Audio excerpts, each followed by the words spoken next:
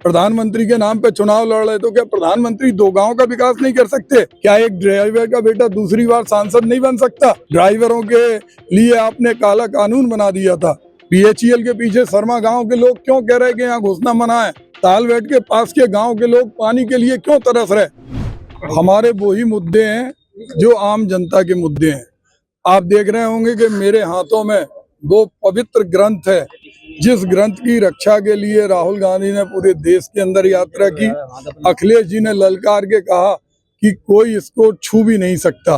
भारत का संविधान जो बाबा साहब भीमराव अंबेडकर ने लिखा था, आज 400 के पार सीटों की बात कर रहे हैं। उनके मुख्यमंत्री कहते हैं कि हम 4000 सीटें लाएंगे, सब कुछ लूट लो आप। लेकिन बाबा साहब भीमराव अंबेडकर के संविधान को हम लोग बदलने नहीं देंगे।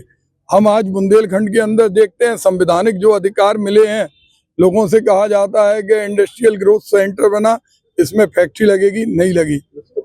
डिफेंस कॉरिडोर के अंदर घास फूस खड़ी है, सालें हो गई, हर साल एक जुमला चलता है।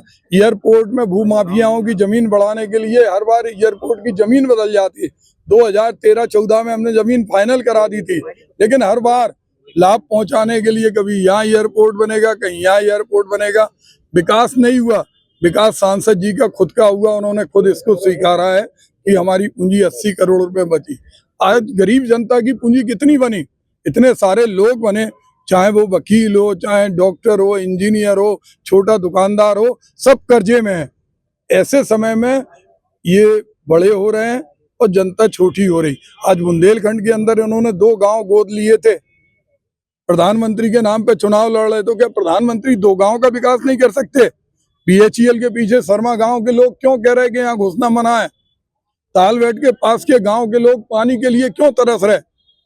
ये जो तड़प है, ये जो लोगों के अंदर बेचैनी है, ये इस बात का प्रतीक है कि वर्तमान में लोग परिवर्तन चाहते हैं। लोग चाहते हैं जो उनके सुख दुख में 24 घंटे साथ रहे, हम उसे चुने। क्या एक ड्राइवर का बेटा दूसरी बार सांसद नहीं बन सकता? ड्राइवरों के लिए आपने काला कानून बना दिया था। हमारे पिताजी एक ड्राइवर थे। एक ड्राइवर का बेटा दूसरी बार भी लड़ सकता है। जब इंडिया गठबंधन के लोग अपना आशीर्वाद दे रहे, अपना स्नेह दे रहे, जनता जब चुनाव लड़ रही, तो उस पर इन्हें बौखलाना नहीं चाहिए। इनको इस तरह की भाषा नहीं बोलना चाहिए। जिस तरह की भाषा बोल रही, उन्हें जवाब देना चाहिए। अगर उन्होंने 10 लोगों को भी रोजगार दिए हों, आज 1000 से ज्यादा लोग कहीं लाइट पे धरना देते हैं, कहीं कचहरी में धरना देते हैं, वो चाहे रेलवे के पानी वाले हों, चाहे ग्रासलैंड के स्थायी। सरकार तो बराबर दावे कर रही है कि हम साथ है जनता के। 5 लाख या 25 लाख से जीत जाएंगे वो, क्योंकि उनकी गणित बहुत अच्छी है। 4000 सीटें जीत सकते, 25 लाख से जीत सकते। हम लोग छोटे लोग हैं, हमारी औकात नहीं, हमारी हैसियत नहीं, क्योंकि हम ड्राइवर के बेटे हैं। वो उद्योगपति परिवार से हैं। 80 करोड़ रुपए 5 साल में हमारी नहीं है। हो सकता उनके पास कोई जादुई चिराग हो, लेकिन मैं ये मानता हूं कि हम लोगों का संघर्ष जीत और हार से ऊपर है। मैंने कहा कि ये जनता की आवाज है और जनता में जो आक्रोश है, वो आक्रोश आज सड़क पर उभर करके आया है। और मैं समझता हूं कि ये आक्रोश लोगों को दिन प्रतिदिन बढ़ता जा रहा है और 20 मई को ये निश्चित रूप से वोट में परिवर्तित होगा और भारी मतदान होगा और भारी वोटों से भाई प्रदीप जैन जी इंडिया गठबंधन के प्रत्याशी जीतेंगे। में दावा है 80 में 80 को जीतेंगे और आपके नेता का दावा है कि 80 में 79 आपकी जीतेंगी। देखिए, एक बात बताएं कि जो 80 में 80 कहने वाले लोग हैं, आप वो तो 4000 सीटें पा रहे हैं। वो तो उनके जो है मुख्यमंत्री, बिहार के मुख्यमंत्री जी कह रहे थे कि इस बार 4000 सीटें आएंगी, तो 4000 सीटें पा रहे हैं। यहाँ के सांसद जी कहते हैं कि हम 10 लाख वोट से जीतेंगे। उनने कैसे जोड़ लिया? 6 लाख उनको मिले थे पिछले बार, 4.5 लाख हमारे चुरा लिए। जो हमें मिले थे 4.5 लाख, वो चुरा ले गए। ऐसे वो कहते हैं तो ये मान लो उनकी गणित अच्छी है। नहीं, उनकी गणित अच्छी है।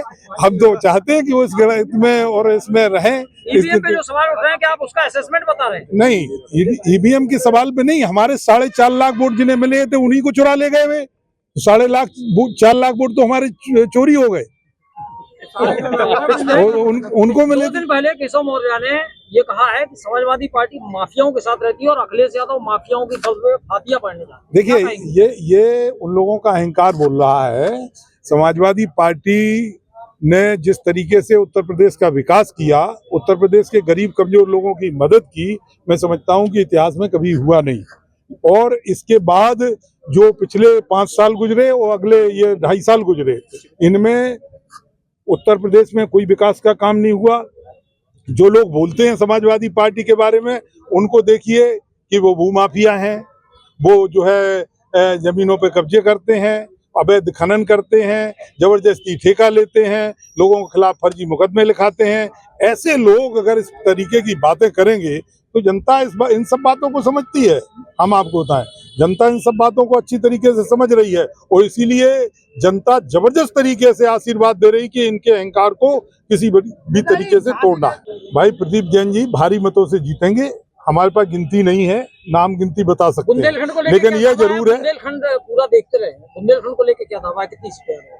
बुंदेलखंड में 4 सीटों पे जीतेंगे गठबंधन के प्रत्याशी। 400 का जवाब क्या है? हाँ, अयोध्या से यहाँ प्रत्याशी आए लड़ने बसपा के। अयोध्या समझ रहे ना भगवान राम, तो क्या राम भक्त उनको हरा देंगे इस बार? अब आप ये कड़ी परीक्षा है इस बार। ये बिल्कुल झांसी के लोगों की कड़ी परीक्षा है। झांसी के लोग ये महसूस कर रहे हैं कि आज भगवान राम सबके भगवान राम है। भगवान राम के नाम पे कोई वोट करने वाला नहीं है।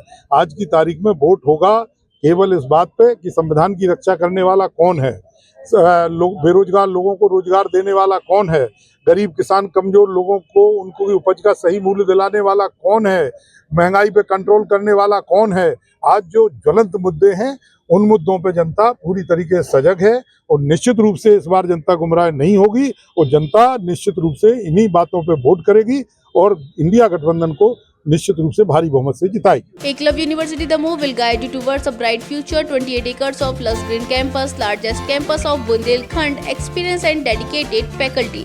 50 future-ready courses taught in 12 different schools, separate courts and ground for sport, fully equipped lab and workshop, safe and fully equipped separate hostel for girls.